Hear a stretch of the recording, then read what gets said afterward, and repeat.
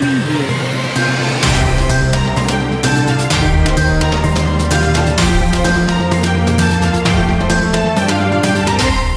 Mesdames et messieurs, bonsoir et bienvenue dans le journal sur la Time4 Africa. Au sommaire de cette édition, l'Assemblée nationale a adopté hier une loi qui va défendre les réfugiés et les apatrides résidents au Sénégal. Les employés de la société sénégalo-coréenne Linda ont déversé toute leur colère sur l'administration. Ils réclament entre autres de meilleures conditions de travail, mais également l'augmentation de salaire.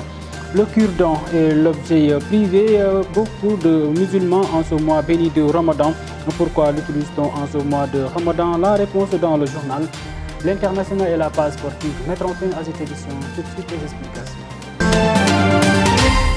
L'appel à la paix envers les jeunes, ce que déclare le président de la République Macky Sall. Ce message a été approuvé par bon nombre de Sénégalais. Toutefois, il souligne qu'il n'y aura pas de paix tant que les jeunes n'ont pas de travail. Reportage Souleymane Sokhna. L'appel à la paix du président de la République Macky Sall lors de son discours à la nation sur le 62e anniversaire de l'indépendance du Sénégal envers les jeunes, le jeune étudiant Mamina Diédhiou a salué le message adressé auprès des jeunes. C'est que le discours du président de la République a donné comme message, c'est très important parce que tout le monde veut la paix. Et la paix est d'abord le fondement du développement de chaque pays. Donc, avant qu'il y ait paix aussi, il faut qu'il y ait tout ce que la jeunesse veut. Il faudrait que le président veille à ce que les jeunes aient du boulot et renforcer tout ce qui ne va pas dans certains secteurs. Et comme ça, les gens n'auront pas à répliquer quoi que ce soit. C'est pourquoi je salue son discours. Parce que c'est un discours qui veut vraiment amener le développement dans le pays. Ainsi, un autre jeune du nom de Amadou Tidjane Diallo trouve pour qu'il y ait de paix, il faut l'emploi des jeunes. Sans la paix, il n'y aura rien d'abord, franchement.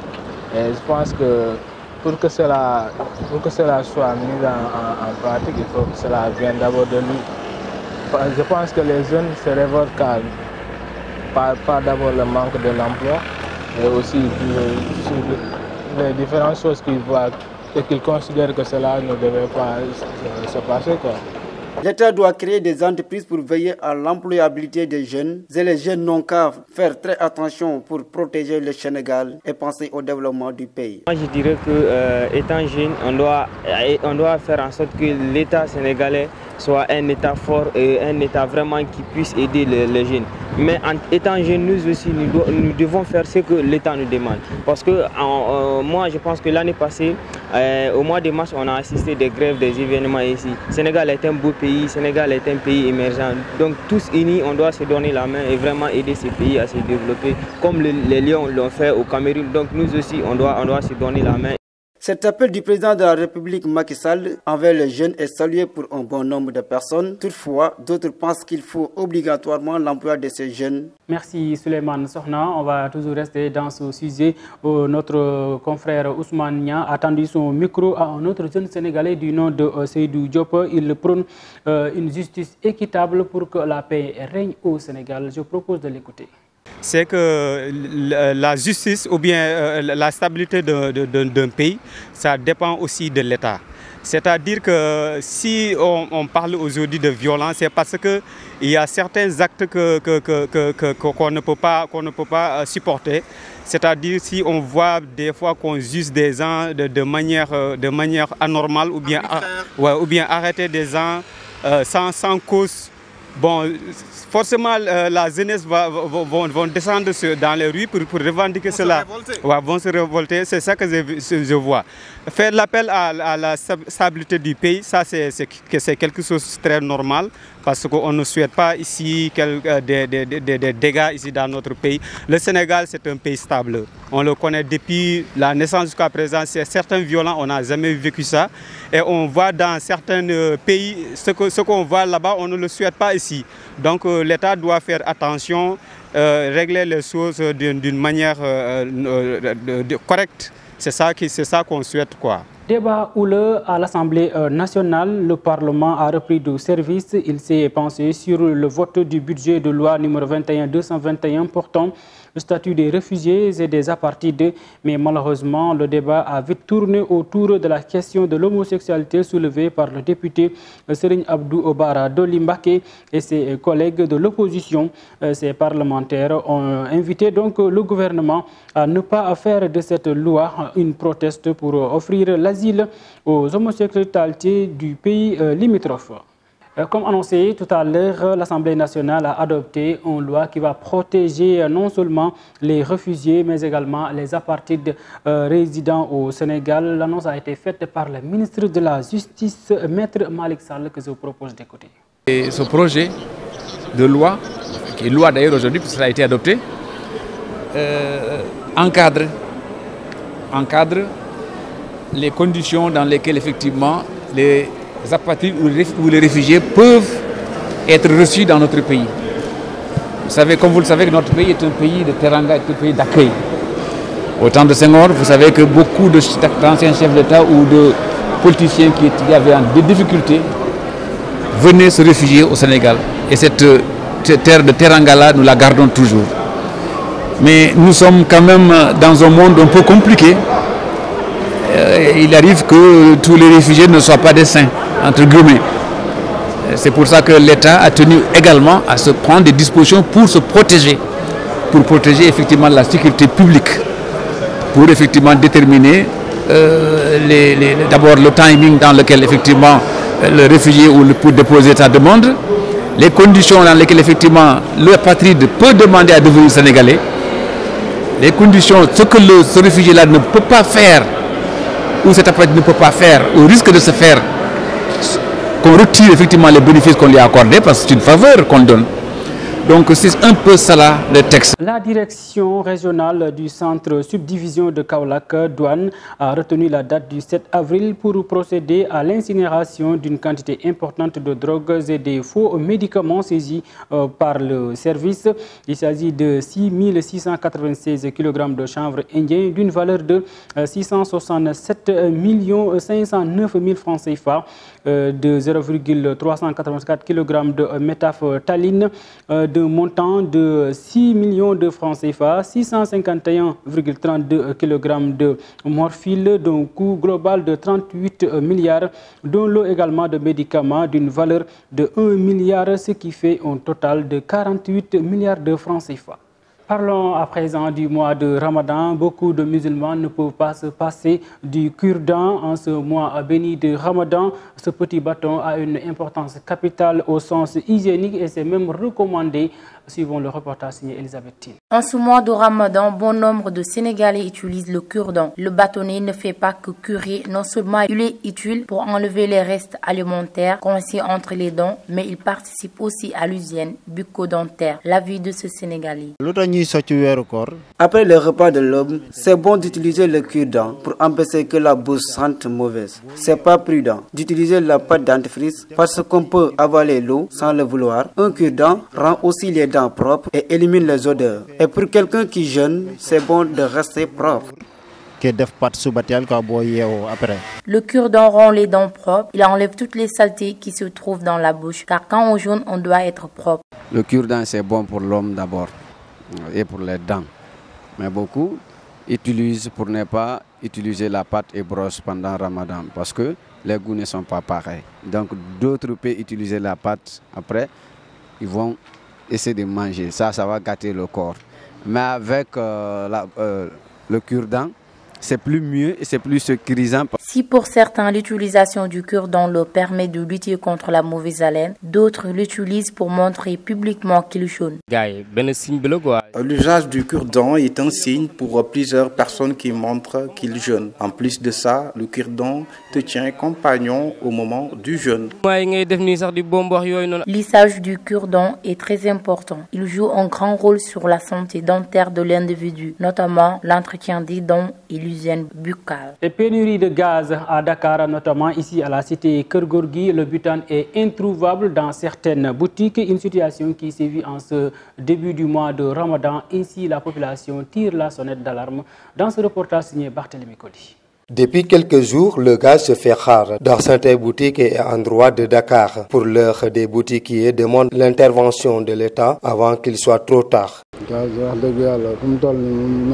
Actuellement, il n'y a pas de gaz. C'est avant-hier que nous avons du gaz et c'est fini. Les gens viennent de loin pour demander. Alors, nous demandons aux autorités de nous aider pour avoir du gaz, sinon on va souffrir.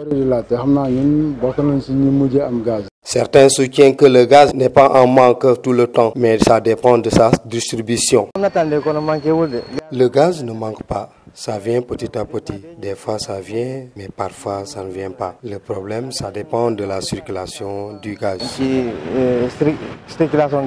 Ce n'est pas la première fois qu'il y a pénurie de gaz, mais à défaut, le charbon peut être utilisé pour la préparation du repas. J'ai entendu dire qu'il n'y a pas de gaz. Ça arrive souvent dans un pays. Parfois le gaz manque, parfois il ne manque pas. Il faut que les gens comprennent que c'est normal. Et il n'y a pas quelque chose qui ne manque pas. Alors il faut que les gens comprennent que c'est normal. Alors ça peut manquer, mais après ça va venir. Il y a du charbon puisqu'on ne peut pas utiliser du bois pour préparer à Dakar.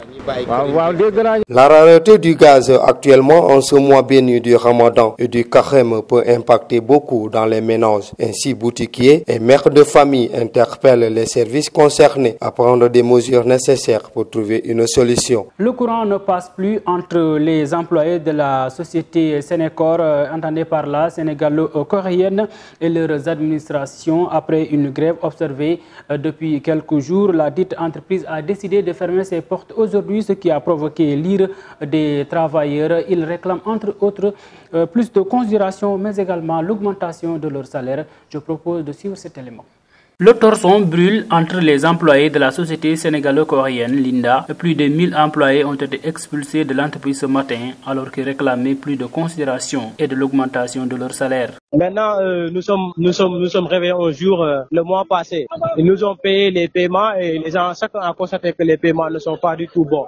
En ce moment, tout le monde ils ont refusé de continuer le travail. Et ils revendiquent leur salaire car les salaires ne sont pas du tout bons. Et les gens, ils constatent qu'il y a une parfaite exploitation de l'homme par l'homme ici au niveau de la Sénécor. Selon eux, l'administration veut tout simplement fermer l'entreprise sous prétexte de recruter d'autres employés, ce qu'ils ne comptent pas se laisser faire. Ils étaient même sur le point de trouver un accord sur les paiements depuis hier. Nous sommes venus le matin pour venir travailler et ils nous ont dit que nous, les 4 représentants, nous n'allons pas travailler. Ils nous ont tenus sur la porte. Et aujourd'hui, encore, ils ont jugé nécessaire de fermer l'usine parce qu'ils ont dit qu'ils ne peuvent même pas augmenter les salaires parce que cela ne leur arrangera pas. L'affaire a été même tombée entre les mains de la gendarmerie. Ne sachant à quel sens se vouer, ils tendent la main aux autorités étatiques. Nous voulons aussi vraiment à l'État qu'ils viennent vraiment en aide à cette population, car cette usine-là vraiment est là pour ses propres intérêts. Tu vois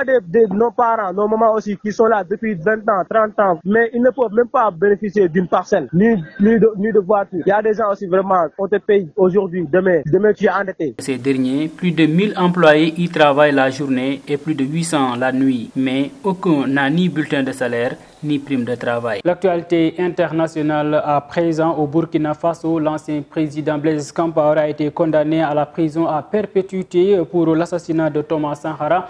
En Algérie, le journal Liberté ferme ses portes. Bataille médiatique des candidats à la présidentielle française. Après Emmanuel Macron, c'est au tour de Marine Le Pen de prendre le dessus sur les promesses. Suivons les détails avec Alacham.